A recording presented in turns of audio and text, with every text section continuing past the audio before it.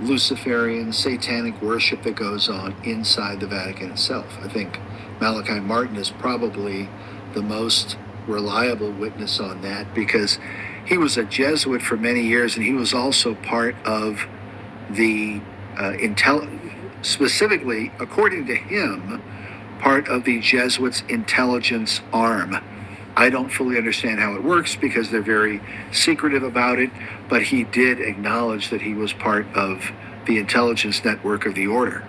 So if anybody would have that kind of information, it would be him. I mean, the play Macbeth, if you go back hundreds of years, Shakespeare's Macbeth, there's a book called Witches and Jesuits, written by Gary Wills. Gary Wills is a Pulitzer Prize winning author. So for people who think this is some kind of anti-Catholic conspiracy theory, no. Pulitzer Prize winning author talks about this, that the play Macbeth was said to be a powder play. In other words, it was written after the gunpowder plot of 1605.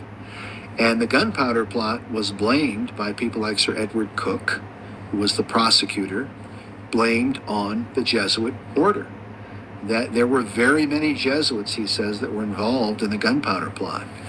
And Guy Fawkes, people wear the Guy Fawkes mask from V for Vendetta. They don't realize what they're wearing.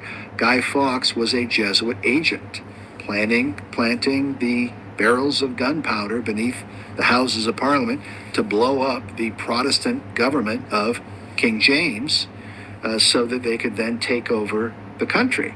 That was the plan. And so, according to Wills, the witches in Macbeth were said to be an allegory of the Jesuit order. That's why they had beards like men and breasts like women. It was said to be an indictment of the Jesuits as witches, Satanists, and murderers, because the Jesuits manipulated Guy Fawkes to plant the barrels of gunpowder.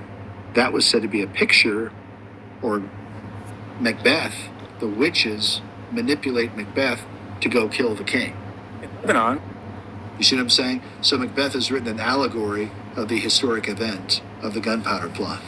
That's according to Gary Wills now. And again, there's a whole book on it. People can go read up on it and draw their own conclusions. But there's a real history to the order that goes back hundreds of years. And when you see the kind of voices, Shakespeare, John Adams, there's even quotes from Napoleon Bonaparte on the Jesuits, and many, many other historic figures, past and present.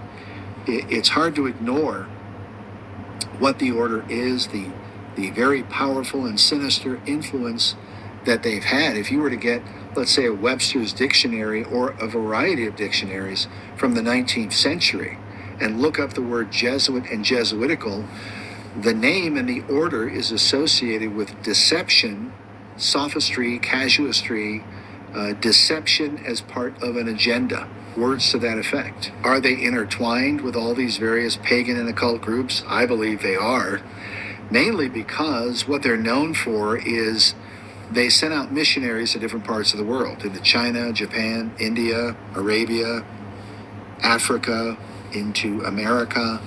And so their missionaries were known for adopting, and I say missionary with quotes around it like that, okay, for adopting pagan religions. So they would become Buddhists. This is what the Khazar did. This is what they all do. Same shit. And the order is the same one Vlad's daddy was in.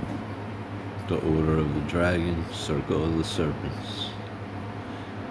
And it goes way before that, too.